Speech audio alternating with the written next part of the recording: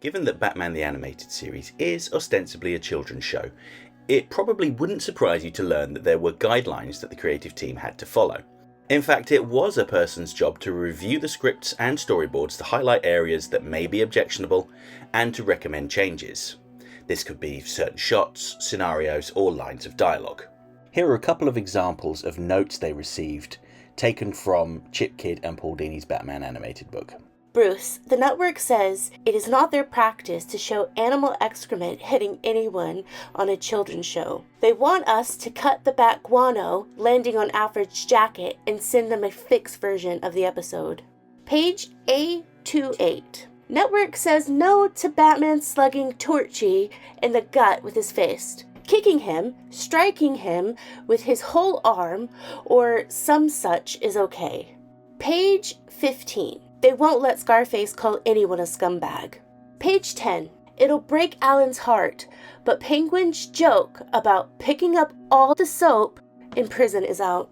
Network wants to cut Batman saying, "Oh my God," from the audio cassette.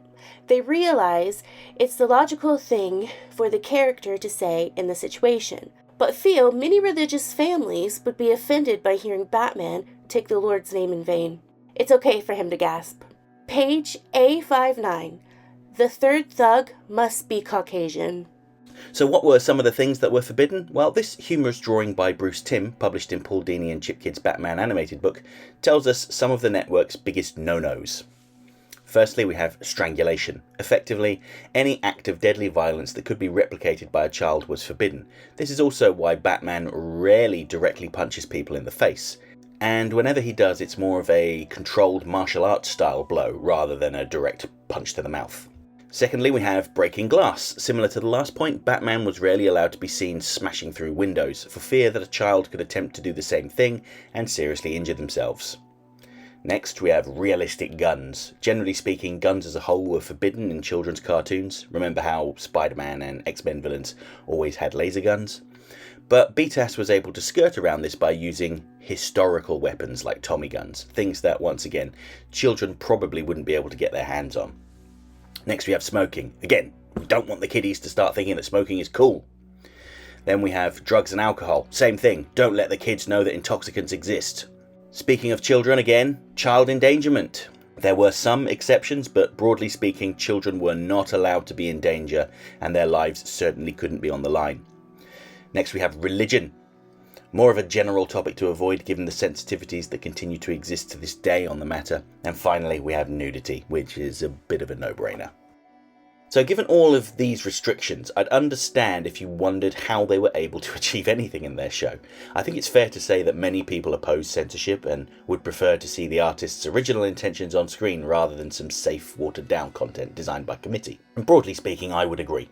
However, there were a number of occasions where the act of censorship encouraged the show's creators to be more creative, to essentially do what they wanted to do, but present it in a way that technically abided by their rules and regulations. And truthfully, I think the show is better for it. The first instance that immediately springs to mind is the death of the Graysons in the episode Robin's Reckoning Part 1. Other media has skirted around depicting their deaths in different ways. For instance, in Batman Forever, we see the Graysons falling towards the camera in slow motion, while everyone else moves around at regular speed. The camera shifts to the Graysons' perspective, with the floor rapidly approaching us, before cutting to Nicole Kidman's horrified reaction.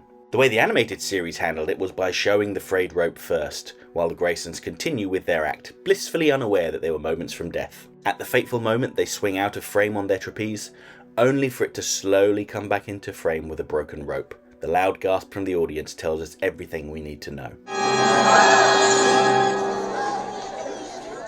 Similarly, in the new Batman Adventures episode Over the Edge, we witness the death of Batgirl. After chasing the Scarecrow to the top of a skyscraper, Batgirl is pushed off the edge of the building, falling to her death. The censors were clear that we shouldn't be able to see Batgirl hit the ground, so the crew came up with the ingenious staging of putting us in the perspective of someone sitting in the backseat of Commissioner Gordon's car, which Batgirl suddenly lands on. Technically, this staging complies with the censor's instructions entirely, but I would argue that it's much more horrific. By placing us in the passenger seat, Batgirl essentially lands on top of us, with a sudden thud cutting through the sound of the police siren, making way for the dramatic reveal. If we had just seen Batgirl fall and land on the ground, would it really have been as impactful? Pardon the pun? I don't think so. It's at this point that I should probably make clear that these restrictions weren't just in place for BTAS or cartoons in general. There are standards that are applied to all visual media, including live-action TV and films. In fact, classic Hollywood also faced a similar set of rules with the introduction of the Hays Code, a set of industry guidelines for the self-censorship of content. These guidelines predated the age rating system we have now, but they had some pretty weird rules, like married couples not being able to be seen in the same bed together, and if they were sat on the bed, then one of them needed to keep their feet on the ground. But when it came to violence, the movie makers had to come up with some ingenious ways of still telling stories that contained acts of violence without ruffling the feathers of the censors. So let's take a look at the opening of the original Scarface from 1932. This is a great example of a common method that was used in film. We see the murder committed in the shadows, with the victim off screen. After the deed is done, the killer's silhouette walks away and the camera pans over to the aftermath, a man laying on the floor, very likely dead. It's abundantly clear to us what's happened, but technically we didn't see anything. It all exists in our mind's eye. A similar trick was used in BTAS on multiple occasions, but the one that jumps to my mind immediately is the creation of Clayface in Feet of Clay. We see Matt Hagen being wrestled to the ground by Daggett's henchmen. We see one of them walk over to the vat of chemicals and begin to tip it towards Matt Hagen. What we don't see is him effectively drowning in the goop. We see his shadow writhing and we hear him gurgling and pleading. We see the aftermath pretty clearly, with Hagen's head now being a muddy lump and his hand melting away. But we didn't technically see what happened. We all know what happened, but we didn't see it. Now that scene was burnt into my brain and really upset me as a child. In fact, capturing that footage still made me feel a bit icky. Despite the censor's best efforts, I was mentally scarred by that scene, and I bet other people were too. Would it have been any worse to actually see the act? I doubt it. And I have to look at the BTAS film, Mask of the Phantasm, to see how it differed without the television network's restrictions on it. We see that Batman jumps through a window in the opening moments. People drink alcohol. Sal Valestra and the Joker smoke. There were plenty of pistols with no Tommy guns in sight.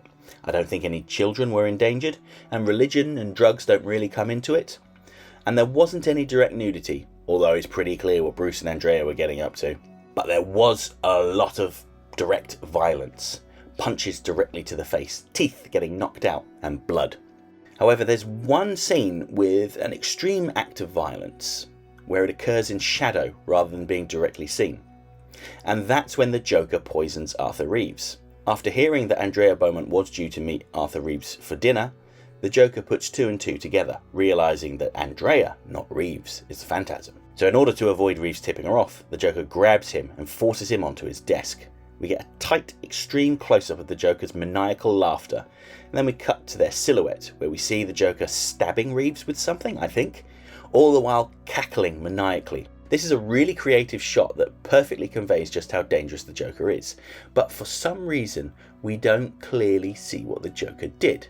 Now, as I mentioned, to me it looks like the Joker stabbed him, but he might have injected him with Joker toxin. The point is, it's not very clear. I have to assume that this was a creative choice. After all, we see Batman getting sliced up by little fighter plane propellers later on, so people getting cut probably wasn't the issue.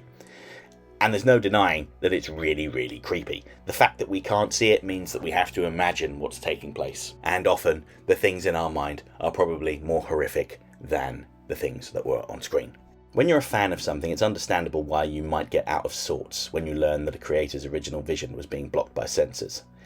But I think in this case, the restrictions imposed on the creative team actually resulted in a better, more creative show. Television executives were quite famously anxious about Batman the Animated Series and how mature it was, so much so that they requested that the creative team work on a new show starring a teenage Batman. The thought being that having a younger hero means you'd have more age-appropriate adventures. And of course, we all know how Batman Beyond turned out. Jackie! But maybe that's a video for another time.